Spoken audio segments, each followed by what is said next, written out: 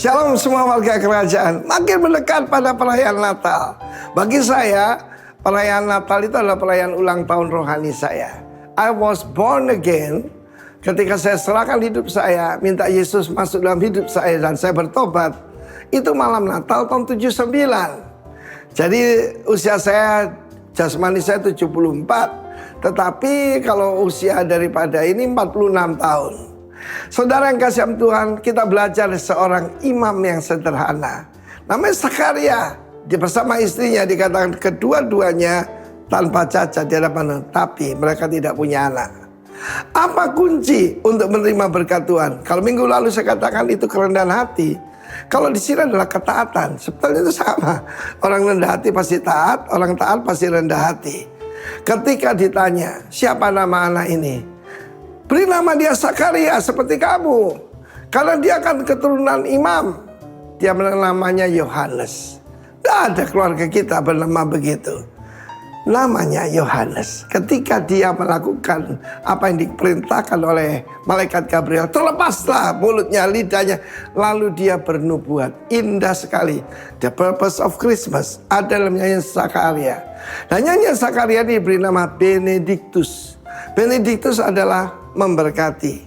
Bless the Lord God of Israel. Terpujilah Tuhan Allah Israel. Saudaraku, blessed di sini banyak orang ingin diberkati Tuhan, tapi Zakaria dengan ketaatannya, dengan kerendahan hatinya, dia memberkati Tuhan. Dan dia memberitahu, dia akan visit kita, dia akan melawat kita dan membawa redemption. Penebusan itu istilah dagang. Karena manusia melalui nenek moyang kita Adam telah tergadaikan pada iblis. Dan kuasa itu diberikan kepada iblis. Tetapi Yesus datang untuk melawat umatnya dan dibangkitkan sebuah tanduk keselamatan. Tanduk itu power. Tanduk itu adalah kuasa. Manusia kehilangan kuasa. Manusia tertawan. Manusia tergadai. Tetapi dikatakan tanduk. Tanduk juga adalah presence, keren. Keren itu adalah juga hadirat. Jadi kita lihat di sini, kalau orang dipenuhi hadirat Tuhan, dia jadi berkuasa. Saya ingat suatu kali bagaimana dulu kalau ada anak kecil lihat saya, bayi atau anak kecil masih nangis menjerit-jerit ketakutan. Karena di dalamnya ada setan, saudara. Tetapi ketika Roh Kudus memelih saya, bahkan anak-anak bisa terbahak, bisa senang. Anak kecil kan bisa ditipu. Tetapi di sini kita lihat the purpose of Christmas. Untuk menggenapi janji yang diberikan pada nenek moyang kita, yaitu Abraham. Dan kita tahu kedatangan Yesus untuk kembali akan mendirikan kerajaan bagi David, nenek moyangnya.